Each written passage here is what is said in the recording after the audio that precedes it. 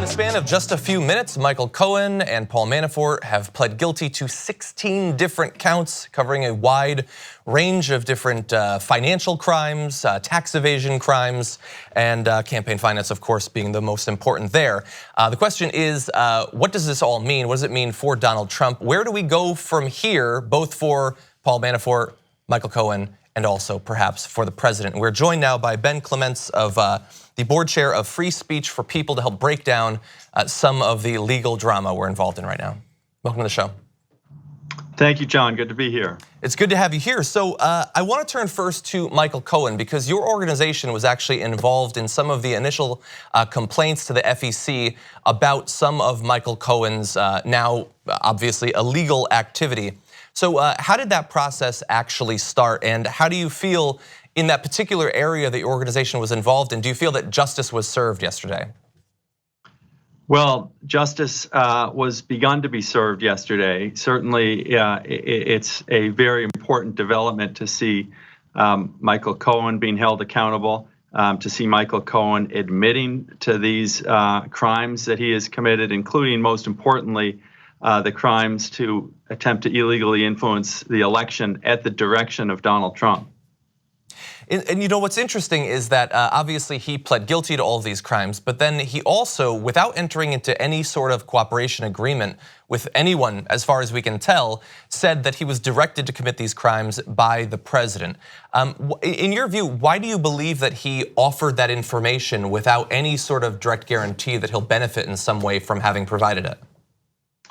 Well, no one other than the prosecutors and Michael Cohen and perhaps Michael Cohen's lawyer would really know the answer to that question. We can all speculate, and if I were to speculate about it, my best guess is that there was an understanding between the lawyers for the government and Michael Cohen that the information that he would be required to accept and admit at the plea hearing included that fact, that he had in fact been directed by Donald Trump to make those payments. We don't know for sure, but there's every indication that leading up to this plea, there were discussions between Michael Cohen and lawyers for the government that he had been already providing information to them, perhaps as part of an effort to reach this deal, perhaps as part of an effort to reach a cooperation agreement. Certainly, public statements by his lawyer over the last day or two suggest that he is still hoping that he will be able to cooperate with the government and perhaps get a benefit on his sentence. And his lawyer has certainly alleged that that Michael Cohen is possessing of knowledge beyond just these payments to former adult film stars and Playboy models, that he also knows about the Trump Tower meeting and things of that sort. But I want to ask you a question about the particular nature of some of the crimes that he pled guilty to involving campaign finance violations, because your organization was set up in the immediate wake of Citizens United. Now, Donald Trump today said that he pled guilty to these campaign violations, which are not crimes, apparently, which I guess would be news to Michael Cohen since he's pled guilty to them. But what do you think about this argument that either these campaign violations are not crimes, or as Trump defender Alan Dershowitz said yesterday, everybody breaks campaign finance laws when they're running for president? Well, they certainly are crimes. They are crimes violating statutes that have been on the books for many, many years. And our campaign finance laws have been cut back by some unfortunate and erroneous Supreme Court decisions, including the Citizens United decision. But the laws that Michael Cohen and Donald Trump broke are still on the books. They're not affected by any of those decisions. They're very clear cut.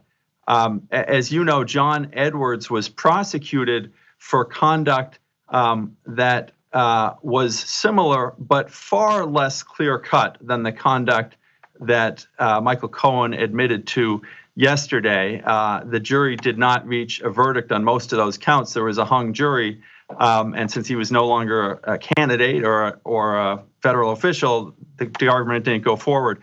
But Donald Trump followed that trial. He tweeted about it at the time. He was well aware that providing money to hush someone up about an affair in order to influence the election is a federal crime. So not only are these clear-cut crimes, Michael Cohen admitted yesterday, and Donald Trump, clearly from his past history tweeting on the subject, knew full well that they were violating federal law.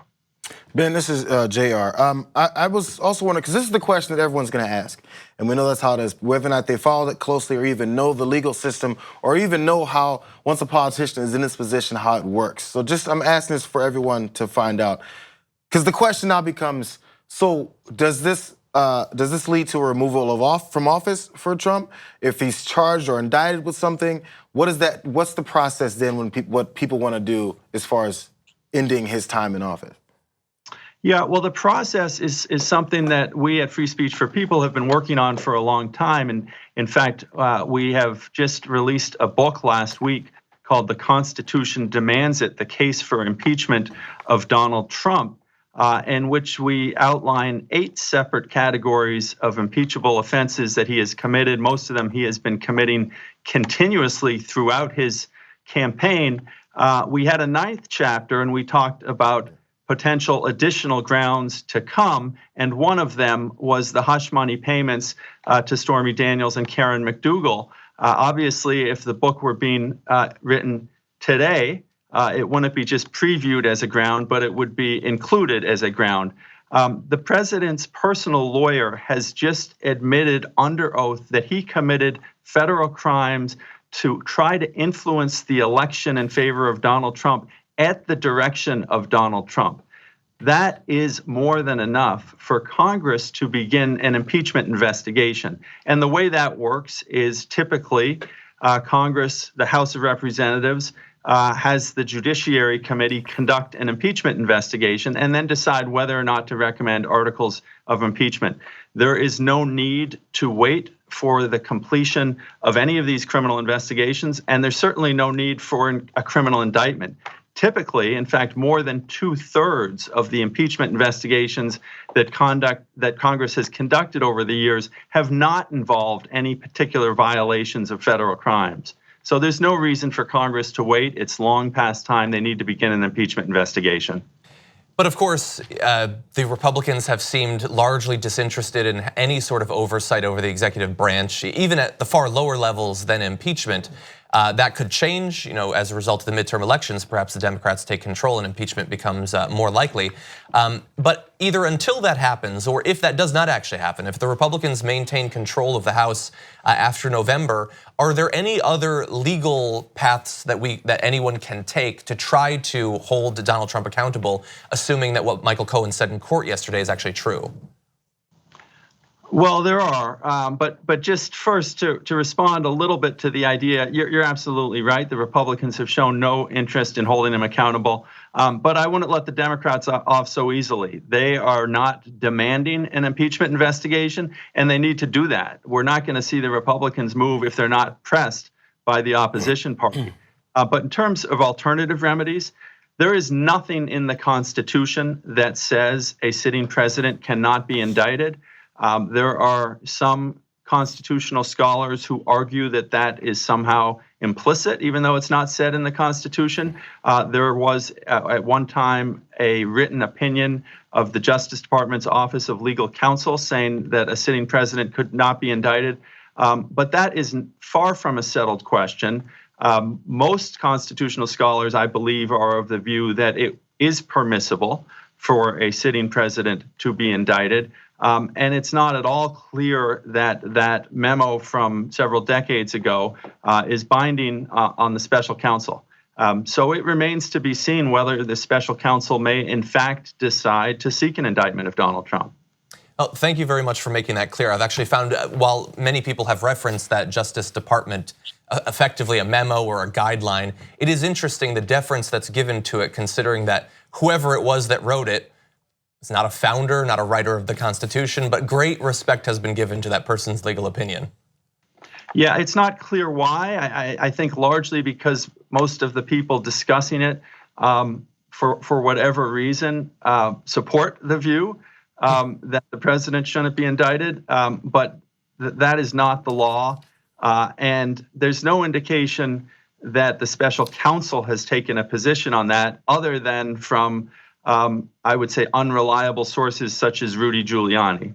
Yeah, and certainly sources that have their own bias. Well, Ben Exactly. Clements, thank you so much for joining us and helping us break down where we're likely to go from here in these two cases. Pleasure. Thank you for having me. Thank you so much for watching this video from The Damage Report. Please don't forget to like the video and also to subscribe to the channel so that you get notified as soon as new videos become available. To hear even more about both this topic and other issues not being covered nearly enough by the mainstream media, you're gonna wanna tune in every morning to our full hour-long show. That's at 12 p.m. Eastern, 9 a.m. Pacific, available on the TYT Network channel on YouTube TV.